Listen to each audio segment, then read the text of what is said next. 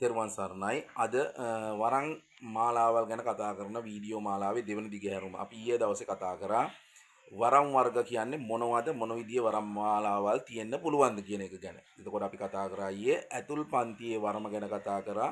ඉතින් යාර පිටපන්තියේ වරමක් තියෙනවා කියලා අපි කතා කරා. එතකොට අපි මුලින්ම හොයලා බැලීමක් කරමු මේ පිටපන්තියේ වරම් කියන්නේ මොනවද කියලා. පිටපන්තියේ වරමක් කියන්නේ සාමාන්‍ය සරල විග්‍රහයකට ආවොත් මූලික ගැඹුරු විග්‍රහයකින් නැතුව සරල විග්‍රහයකට තේරෙන භාෂාවෙන් ආවොත් ඔඩ්ඩි සූනියන් දෙවි හාමුදුරුවන් වහන්සේගෙන් සෙනවිරත්න මුල් කඩවර දෙවි පියාණන් වහන්සේගෙන් මහා කම්බිලි දෙවි රාජෝත්තමයන්න් වහන්සේගෙන් කළු කම්බිලි දෙවි රාජෝත්තමයන් වහන්සේගෙන් හැඩ කම්බිලි දෙවි රාජෝත්තමයන් වහන්සේගෙන් මහා සොහොන්කාලිය අම්මා මෑණියන් වහන්සේට වැඩ කරන්න අකුගක්ෂ සේනාධිපතිනියන් වහන්සේලාගෙන් වරම් මාලාවල් හිමි වෙන දරුවෝ අපි ගණනය කරනවා පිටපන්තිය වරම් විදියට යක්ෂ සේනාධිපතින් වහන්සේලාගෙන් වරම් මාලාවල් හිමි වෙච්ච අය. මේ වරම් කියලා මේ වරම් පොඩි කියලා කියන්න බෑ. මොකද මහා බලපුලුවන්කාර වරම් මාලාවල් තියෙනවා පිටපන්තිය වරම් තුලත්. කාටවත් නොනැමෙන වරම් මාලාවල් තියෙනවා පිටපන්තිය වරම් තුලත්. කාටවත් නැමෙන්නේ නැහැ. කාටවත් නැමෙන්න නමන්නත් බෑ. එහෙම ලොකු මහා බලපුලුවන්කාර වරම් මාලාවල් පිටපන්තිය වරම් තුලත් තියෙනවා. එතකොට ප්‍රධාන කරලම අපි ගත්තහම ඇතුල් පන්තියේ වරම සහ පිටපන්තියේ වරම කියලා වරම් වර්ග දෙකකට බෙදෙති. ඒක තුලත් නැවත වරම් වර්ග 21කට 108කට බෙදිලා යනවා අනුඛණ්ඩ වරම් විදියට. එතකොට අපි ඔය කියන භාෂාවේ ව්‍යවහාරයේ කියන විදිහටම පේන වරම්, මුඛ වරණං, කර්ණ මුණ්ඩිය වරම්, නේත්‍රා වරම්, යන්ත්‍ර වරම්, මන්ත්‍ර වරම්, තන්ත්‍ර වරම්, භාෂා වරම්, මුඛ වරම් ඔය කියන විදියට 21කට බෙදිලා නැවත 108කට අනුඛණ්ඩ විදියට බෙදිලා යනවා. එතකොට මොන වරමක් ආවත් ඔය තුල Tamanට හිමි වෙනවා වරම් වරප්‍රසාද කිහිපයක්. සමහරුන්ට නේත්‍රාව තියෙනවා. සමහරුන්ට කර්ණ මුණ්ඩිය තියෙනවා. තව කෙනෙකුට දිෂ්ටි ආවේශ වීම තියෙනවා. එතකොට අපි ප්‍රධාන කොට තව දකිනවා අසිහි වරම්, සිහි වරම් සහ අඩසිහි වරම් විදියට බෙදෙනවා. ඒක තමයි මූලිකවම වෙන ඛණ්ඩ තුන ඇතුලේ නැවත බෙදීම තමයි සිහි වරම්, අසිහි වරම් සහ අඩසිහි වරම් කියලා කියන්නේ. එතකොට මේක තුල නැවත මං කියපු විදියට 21කට සහ 108කට බෙදිලා යනවා කියලා කිව්වා. එතකොට මේ වරම තුල දැන් අපි කතා කරා ඊයේ දවසේ ඇතුල් පන්තියේ වරමක් සාමාන්‍ය සරල විග්‍රහයක් කරේ. ඇතුල් පන්තියේ වරමක් මොන විදියට ක්‍රියාත්මක වේවිද වෙන්න පුළුවන්ද සහ මොන විදියේ බලපරාක්‍රමයක් විහිදවන්න පුළුවන්ද කියලා. මම එතකොට පළවෙනි කොටම සඳහන් කරා ඔයාලට ඇතුල් පන්තියෙන් එන මහාදේව සමාගමේ නියෝජනය කරන්නාක් වූ මහාදේව සමාගමේ දෙවි දේවතාවුන් වහන්සේලා හරහා එනවා කියලා ප්‍රදාන කරලම ඥාතියෙක් නොමැති වුවද තමා පෙර භවයේ කළාක් වූ පින් කුසල ධර්මයන් තුලින් රැස් කරගන්නා පින නිසාවෙන් මනුෂ්‍යාත්ම භාවයක උත්පාද වී පෙර ආත්මේ කළාක් වූ දේවල් හුරු පුරුදු නිසාවෙන් දෙවි දේවතාවුන් වහන්සේලා පැහැදීම නිසාවෙන් දෙවි දේවතාවුන් වහන්සේලා නැවතත් මේ මනුස්ස ආත්මයේදී උන්වහන්සේලාගේ ඇල්මෙන් බැල්මෙන් කරුණාවෙන් නිතර මඟ පෙන්වීමෙන් ඒ දරුවන්ට නේත්‍රා චිත්ත රූප සටහන් ආකාරයට ඖෂධ මාලාවල්, ඖෂධ වරම් මාලාවල් විදියට ක්‍රියාත්මක කරන මහා අග්‍රගණී මහා බලපුලුවන්කාර කියන්නේ හාස්තයේ දිගුකොළ සීරිසේ මත හිත දැබූ පමණින් ලෙඩ රෝග බාධ පවාසුවපත් කරන්න පුළුවන් වරම් මාලාවල් තියෙනවා කියලා ඊයේ කිව්වා. ඒතකොට අද මම කතා කරන්නේ යක්ෂ සේනාධිපතින් වහන්සේලාගෙන් ලැබෙන්නාක් වූ යක්ෂ සේනාධිපතින් වහන්සේලා ප්‍රදාන කොට ලැබෙන්නාක් වූ පිටපන්තියේ වරම් මාලාවල් ගැන තමයි අද කතා කරන්න හදන්නේ.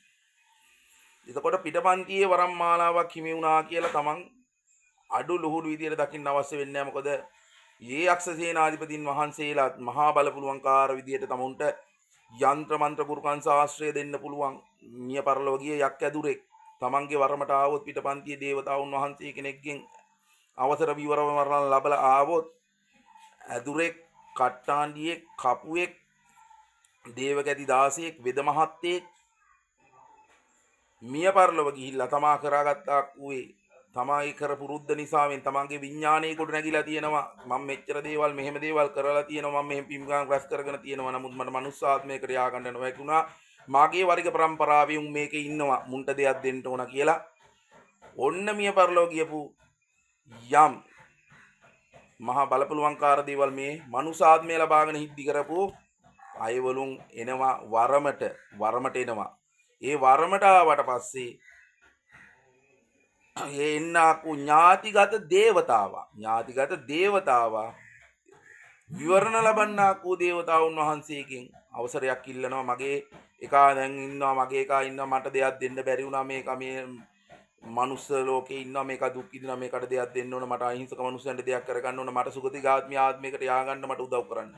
එතකොට දෙවි දේවතාවුන් වහන්සේලා පැහැදෙනවා. පැහැදිලා ඉවරලා මේක මේ මිය පරලොව යන්න ඉස්සෙල්ලත් මූ දෙයක් කරපු එකෙක් මට බැල බෙහෙවරකම් කරලා තියෙනවා, මට ගැති දාසකම් කරලා තියෙනවා, ඉතින් මම දෙයක් දෙන්න ඕනායි කියලා ඔන්න දෙවි දේවතාවුන් වහන්සේලා විවරණ දෙනවා, වැඩ කරන් යන්නේ. එතකොට විශේෂයෙන්ම ඔන්න තමන් මේ වෙන විට ඒ දේවතාවා බලනවා තමන්ට වරන් දීමට සුදුසු එකෙක් මේකේ ඉන්නවද කියලා. අපි හිතමු ඒ වෙන විට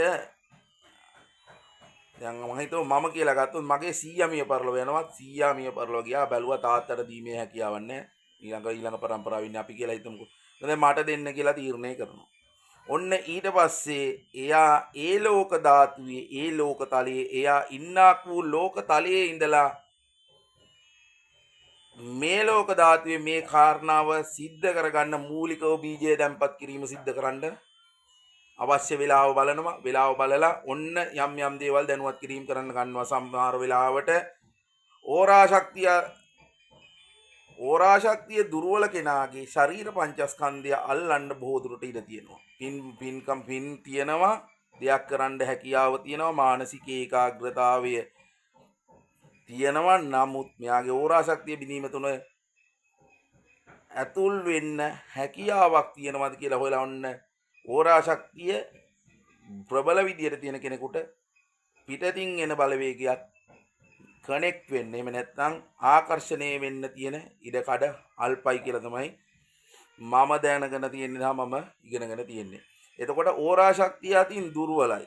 එතකොට ඒ අදාළ කෙනාට පුළුවන් අනේ කෙලින්ම එයාගේ දිස්තිය දෙන්න ඒ ඕරා ශක්තිය අඩු කෙනාගේ. එතකොට එයාගේ පළවෙනි තීරීම කරනවා පින තියෙන දෙයක් කරගෙන යන්න පුළුවන්. හැබැයි ඕරා ශක්තිය දුර්වල කෙනාගේ ශරීර පංචස්කන්ධයට ඇවිල්ලා දිස්ත්‍යාවේශ වීමත් තුළ ඒ කටයුතු කරන්න කරන්න. එතකොට තව සමහර වෙලාවකට එහෙම කෙනෙක් නැති තැනකදී ඔන්න පිටතින් ඉඳගෙන වැඩ කරන්න බලනවා. වැඩ පිටගෙන කියන්නේ ශරීර පංචස්කන්ධයට එන්න බෑ, මෙයාගේ ඕරාව ශක්තිමත්. එතකොට ඕරාව ශක්තිමත් කෙනෙක්ගේ ඔයා කට්ටිය මොන විදියට වැඩි බයිලා ගැහුවත් ඕරාව ශක්තිමත් කෙනෙක්ගේ ශරීර පංචස්කන්ධය ගන්න ලේසියකට බෑ. ඒ නිසා මම ඔන්න පිටතින් ඉඳන් කරන්න පුළුවන්ද කියලා ඊට පස්සේ හොයා බැලීම කරනවා මේ පිටතින් එන දේවතාවා. එතකොට එහෙම ඉන්නකොට ඒ දේවතාව හොඳ පින් කියනවා, ශක්තිමත් මනුෂ්‍යාත්ම භාවයක් ලැබුවේ නැහැ. පෙර එයා හිටපු මනුෂ්‍යාත්ම භාවයේදී කරගත්ත පින් තියෙනවා, ඉගෙනගත්ත ශාස්ත්‍රයක් තියෙනවා, එයාට දෙවි දේවතාවුන් වහන්සේලාගේ පැහැදීම තියෙනවා, වැඩ කරන් යන්න වරම තියෙනවා, වරම දෙන්න ඇවිල්ලා ඉන්නවා.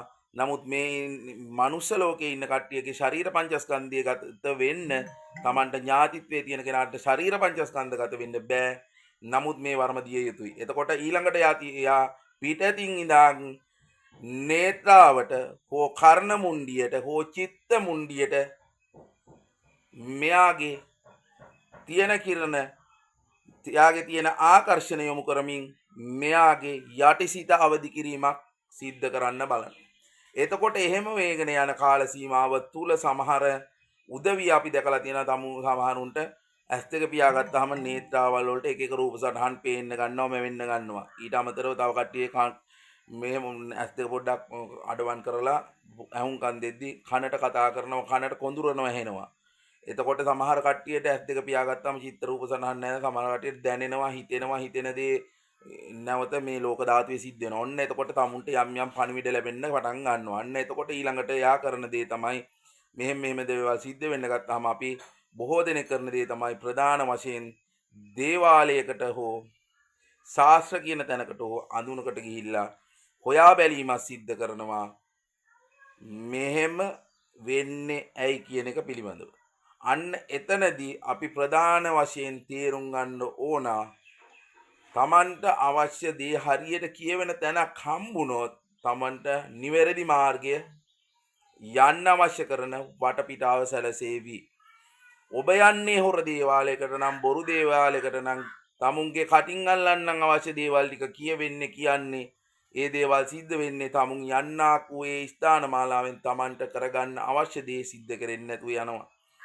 එතකොට මූලිකවම මම කලින් සඳහන් කරා මේ ප්‍රශ්න ගැටලු ඇති වෙන්න හේතු තමයි අපි දැන් හොයාගෙන යන්නේ. එතකොට මූලික හේතුවක් වෙනවා තමන්ට වරමක් තිබුණත් ඒ වරම අඳුරා ගන්න බැරි තැනකට නම් යන්නේ ඔබට මූලිකව හැකියාව නැතුව යනවා තමන්ට තියෙන වරම් මාලාව මොකක්ද කියලා හඳුනා ගන්න ප්‍රධාන වශයෙන්. එතකොට මම පෙර සඳහන් කළා වරම් වර්ග විශාල වශයෙන් බෙදීමකට තියෙනවා කියලා. එතකොට නිවැරදි වරම් පරීක්ෂාවක් කරගන්න නොහැකි නම් ඔබ යන්නා වූ ස්ථාන මාලාවේ කෙරෙන්නේ හරි දේ නෙමෙයි නම් ඔබ යන්නේ ඒ ස්ථාන මාලාවෙන් වරමක් ගන්න නම් ඔබට ප්‍රධාන වශයෙන්ම හැකියාව නැහැ ඒ අදාළ ස්ථානෙන් Tamanට අවශ්‍ය දේ පහදවා ගන්න.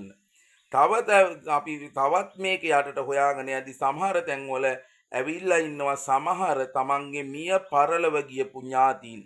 ඒ ඇවිල්ලා ඉන්නේ විශේෂයෙන් සමහර ඥාතීන් වරම දීලා වැඩ කරන්න නෙමේ තමන්ගේ මේ ලෝකේ ඉන්න එකව ආරක්ෂා කරගන්න. තමන්ගේ මේ ලෝකේ ඉන්න එකව ආරක්ෂා කරගන්න ආපු බලවේගත් අපි දැකලා තියෙනවා. එතකොට තවත් එහාට ගියපුවාම මිය පරලොව ගිහිල්ලා මේකේ ඉන්නුන් ජීවත් වෙලා ඉද්දී එක මැරිලා යන්න කලින් ඒ මිය පරලොව ගියපු එක ජීවත්ව සිටියේදී කරපු නොහොඳ නෝකාඩුකම් නිසා පලි ගන්න ආපු බලවේගත් වරන් විදියට පෙනී ඉන්නවා. ඕවා අඳුනා ගන්න ඕන.